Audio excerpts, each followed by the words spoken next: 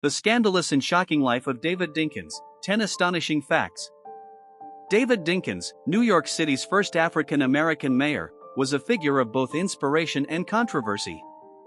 His tenure was marked by both political triumphs and scandals, which continue to spark debates about his legacy.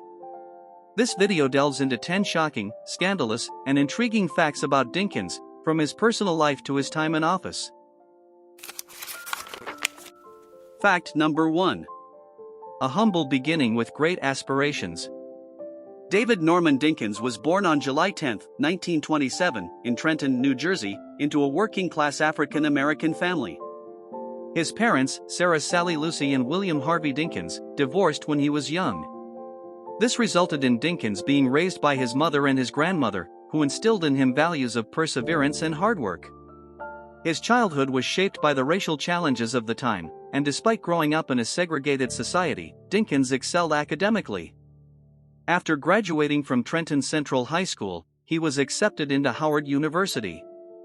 However, his education was interrupted when he joined the U.S. Marine Corps during World War II.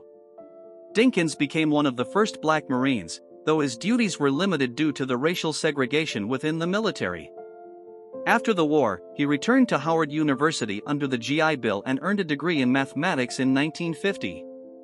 He later went on to earn a law degree from Brooklyn Law School in 1956, marking the start of his long political career. Dinkins married Joyce Burroughs, daughter of a New York State Assemblyman, in 1953, and they had 2 children, David Jr. and Donna. Number 2. The Harlem Real Estate Scandal. In the early 1970s, David Dinkins found himself embroiled in a minor scandal involving an apartment in Harlem. Dinkins had failed to report ownership of a co-op apartment on his tax returns for several years, a mistake that his political opponents quickly pounced on. When the issue came to light, Dinkins admitted the oversight and paid $15,000 in back taxes and penalties. Although the sum was relatively small, the incident was used to paint him as dishonest, and it tarnished his reputation. This controversy resurfaced during his 1989 mayoral campaign, though it didn't prevent his eventual victory. Number 3. The Crown Heights Riot, a divisive moment. The Crown Heights Riot in August 1991 became one of the defining moments of Dinkins' time as mayor. Tensions between the black and Jewish communities in the Crown Heights neighborhood of Brooklyn had been simmering for years, but they boiled over when a car driven by a Hasidic Jewish man, Yosef Lifsh, jumped the curb and struck 2 black children, killing 7-year-old Gavin Cato. The incident sparked violent clashes that lasted for 3 days, with residents rioting, looting, and attacking each other. Yankel Rosenbaum, a 29-year-old Jewish scholar from Australia, was stabbed to death in retaliation for the boy's death. Critics of Dinkins accused him of failing to act swiftly to quell the violence, and some claimed he allowed the riots to continue for too long. The Jewish community felt particularly betrayed by his leadership. Dinkins later expressed regret, stating, "I regret that I didn't act more forcefully in the beginning. I thought I could bring calm, but I was wrong." The riot left a lasting scar on his administration and contributed to his defeat in the 1993 mayoral race. Number 4. Ties to Reverend Al Sharpton. David Dinkins maintained a close and often controversial relationship with Reverend Al Sharpton, a civil rights activist known for his involvement in racially charged incidents. Sharpton's rise to prominence began with the 1987 Tawana Brawley case, in which a black teenager falsely claimed to have been assaulted by white men, including police officers. Despite the case being discredited, Sharpton remained a vocal and polarizing figure. Dinkins' refusal to distance himself from Sharpton led to criticism from more moderate and conservative voters, particularly within the Jewish community, who saw Sharpton as a divisive force. Throughout his political career, Dinkins faced calls to sever ties with Sharpton, but he remained loyal, believing Sharpton's advocacy for civil rights outweighed the controversies. In one interview, Dinkins commented, "Al has done more good for this city than people give him credit for." Number 5.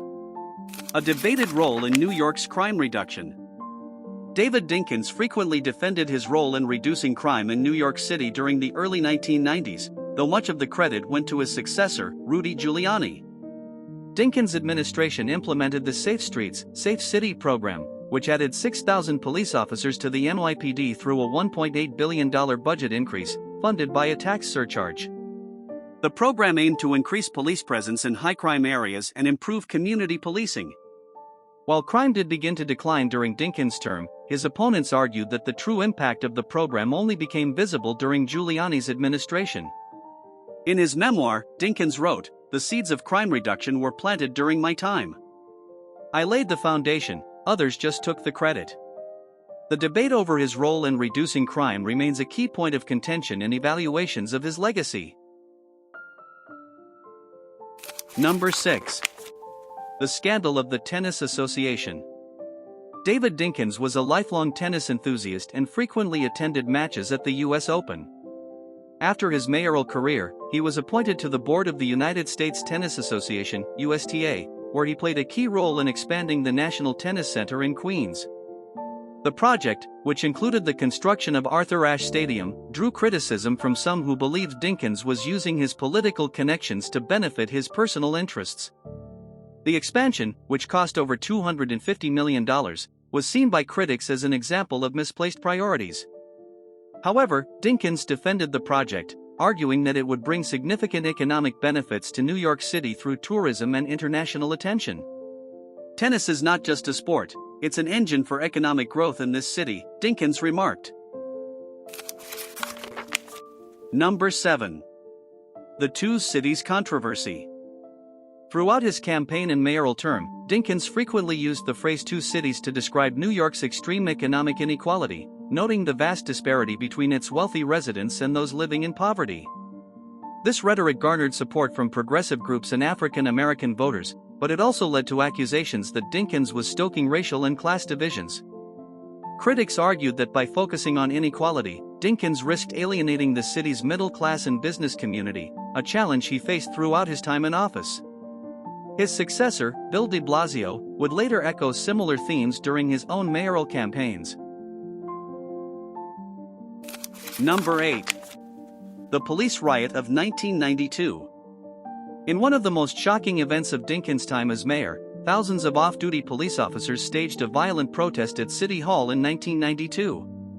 The protest was sparked by Dinkins' proposal to create a civilian oversight board for the NYPD, which would give the public a greater role in reviewing complaints of police misconduct. The officers, led by then-mayoral candidate Rudy Giuliani, marched to City Hall, where they blocked traffic, vandalized property, and shouted racist epithets at Dinkins. The protest escalated into what many referred to as a police riot, with some officers referring to Dinkins as a washroom attendant. Giuliani, who would later defeat Dinkins in the 1993 election, was seen by many as inciting the protest, further fueling racial tensions in the city.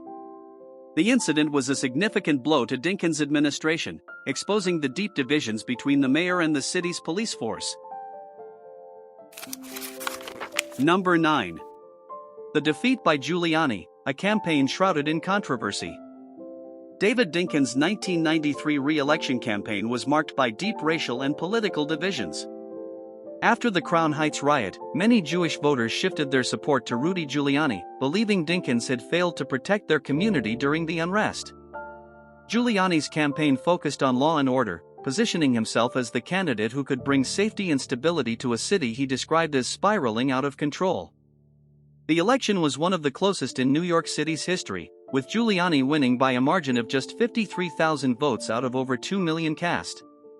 Dinkins later reflected on the defeat, stating, "It wasn't just about law and order, it was about race. This city was divided, and that division was used against me." Number 10. His later life and redemption. After leaving office, David Dinkins remained active in public life, serving as a professor at Columbia University's School of International and Public Affairs. He continued to advocate for civil rights and equality, particularly focusing on issues affecting African American communities. Despite the controversies of his time as mayor, Dinkins became a respected elder statesman, and his accomplishments were re-evaluated more favorably over time. In 2013, a new poll ranked him as one of New York's most influential former mayors. Dinkins passed away on November 23, 2020, at the age of 93, just 1 month after the death of his wife, Joyce. His funeral was attended by prominent political figures, including former President Bill Clinton, who described Dinkins as a leader who helped bring this city closer together.